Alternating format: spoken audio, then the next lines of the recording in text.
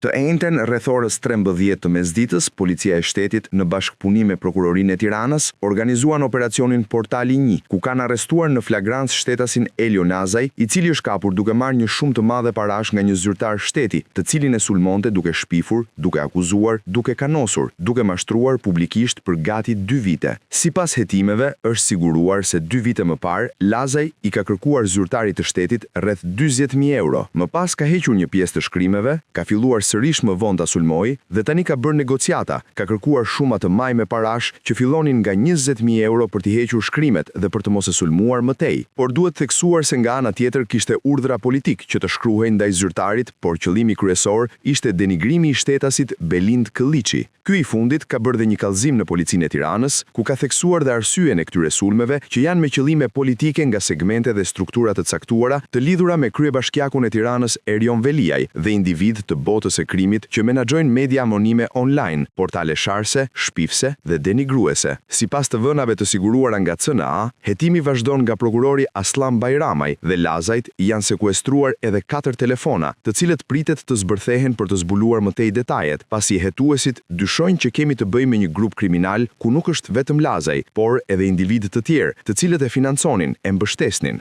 Po zbërthehet një skem edhe më e gjerë, pasi materiale të ndryshme shkrimesh, shpifjesh dhe fyerjesh qarkullojnë në disa portale online dhe dyshohet se ato dirigjohen nga e njëjta dorë. Sipas të dhënave të siguruara nga CNA, prokurori i Tiranës Aslan Bajramaj ka mundur të sigurojë vendimin e gjykatës për shtetasin Elio Lazaj për ta mbajtur për një periudhë të gjatë në përgjim. Më pas janë kryer regjistrimet me audio dhe video, të cilat tregojnë qartasi momentet kur Lazaj kanos dhe shtrëngon zyrtarin e shtetit për t'i marrë shumat e parave për t'i hequr shkrimet dhe për të mos e sulmuar më tej. Akuza e publikuar nga Policia e Shtetit në njoftimin e dieshëm thekson se shtetasi Elio Lazaj akuzohet sipas nenit 109B të kodit penal, shtrëngimi me anë të kanosjes dhe dhunës për dhënien e pasurisë, në paragrafin e parë, i cili thekson se shtrëngimi me anë të kanosjes dhe dhunës për të kryer ose mos kryer një veprim të caktuar për të përfituar padrejtësisht pasuri ose çdo lloj përfitimi tjetër, për vete ose për të tretë, dënohet me burgim nga 2 deri në 8 vjet heqje lirie.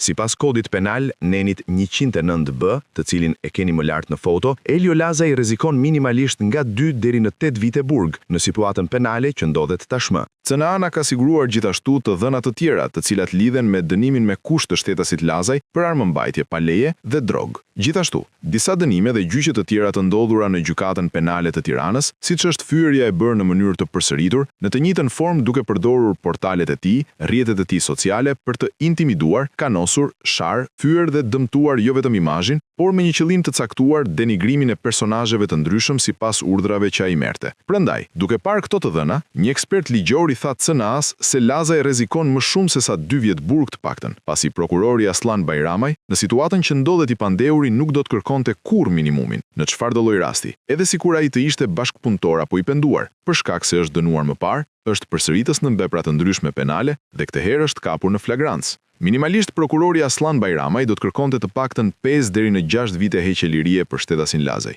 Më pas është gjykata ajo që jep vendimin duke parë faktet, rrethanat dhe provat e siguruara nga prokuroria. Sipas kodit penal, minimalisht Lazaj do të dënohej 2 vite burg, por duke qenë se është i dënuar me kusht, ka kryer dhe vepra të tjera penale shumë të rënda, por dhe përsëritës, Lazaj rrezikon ndoshta dhe 2 fishin e këtij dënimi. Flasim për pjesën e hetimeve deri në këto momente, pa shkuar më tej te zbërthimi i telefonave të sekuestruar nga policia, që kanë shqetësuar jo pak individ në qarqet politike të kryeqytetit, të cilët dyshohen të lidhur me Elio Lazaj në funksion të një grupi të strukturuar kriminal në media për të shantazhuar, kërcënuar, denigruar, për të vendosur gjoba ndaj individëve të ndryshëm, por edhe duke pasur fokus politikën dhe goditjen e kundërshtarëve, kryesisht ata të opozitës, por edhe personazhe të pushtetit të cilët nuk kanë pranuar të bëjnë shërbimet për këta individ. Por kjo pritet të zbardhet nga zhbllokimi i telefonave dhe dalja e plotë e urdhrave që Elio Lazaj ka marrë nga të tretët.